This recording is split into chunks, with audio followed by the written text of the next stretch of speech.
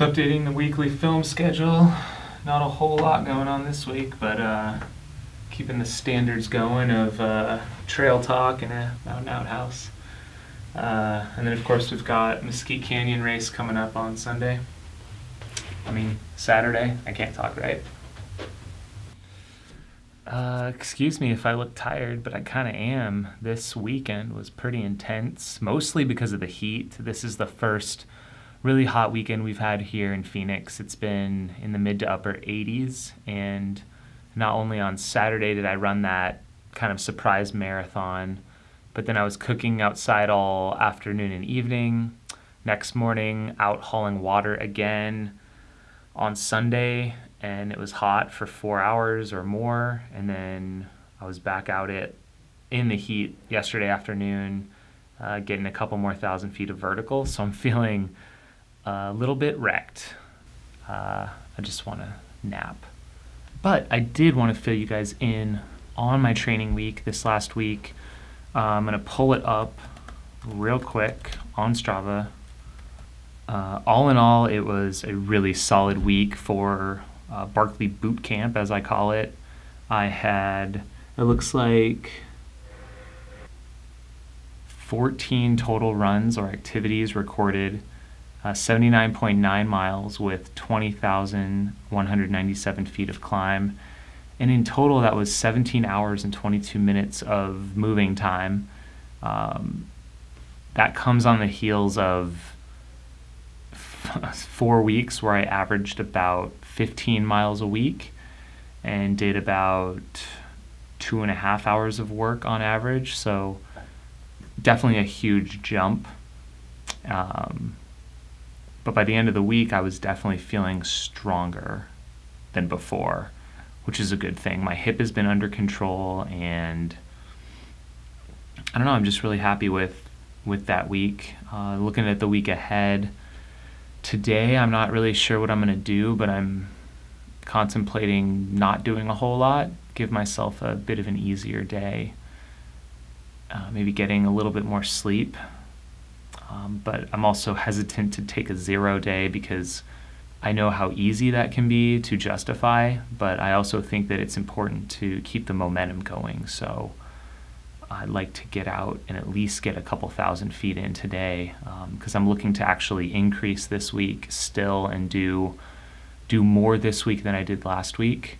I'd love to hit 25 to 30,000 feet so that actually I'll be kind of peaking this weekend, and then backing off a little bit. But because I delayed so long in preparing for this year, I kind of want to roll through the race with some of my training rather than utilize a proper taper. I mean, if I had 5 to 6 weeks of really big vertical, I could see taking that time to really back off and rest and recover. But overall, my body feels pretty fresh, with the exception of, of course, what usually happens. Last night when I was out on my run, I had 1,200 more feet to do to hit that 20,000 for the week, and I went out and actually slipped and fell, but like my foot kind of caught itself but landed right on a pointy rock, so it almost feels like the underside or outside of my foot's a little bruised. And then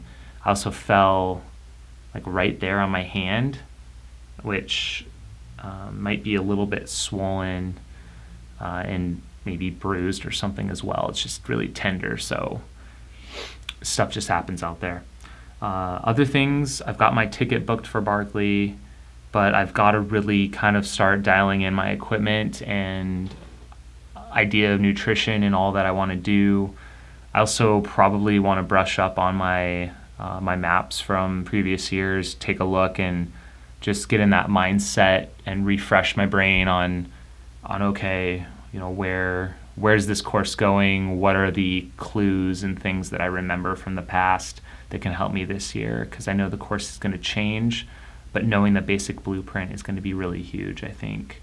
Weather, we just don't know yet what that's going to bring, but historically with this race, we could see rain and snow or high temperatures. We just don't know. or we could experience all of that. I mean, this race is 2.5 days long. So, again, thank you for the continued support, guys. I really appreciate it. I know there's a lot of comments on the videos and on Strava right now. I really appreciate you guys chiming in and sharing also what you guys are up to. It's definitely inspiring for sure to hear all that. So I'm looking forward to touching base again a week from now, and hopefully we'll be looking back on maybe a 30,000 foot week with 100 miles of running and maybe 20 or 22 hours of activity.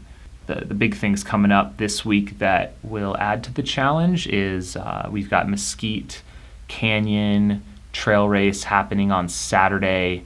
Biggest concern is we're looking at the 90-degree temperatures all week here in Phoenix. Race day in Phoenix is supposed to be 95, which is really, really hot for this time of year, let alone for people coming from out of town. Even for us Phoenicians that live here, we're not acclimated to that temperature yet. It usually takes about 2 weeks of consistently running in the heat for your body to start adapting to those types of temperatures. None of us are really ready for that. I'm trying to get out there every day in the heat if I can.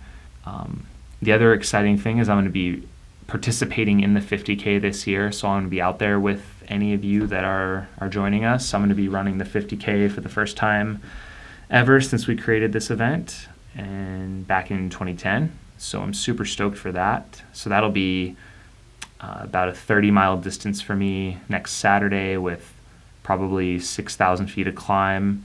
I think it's important for Barkley not just to only do vertical, but also to get some regular running miles in as well, even speed work. I know I haven't been doing that the last few weeks, but up until January when I was training, I was doing quite a bit of speed.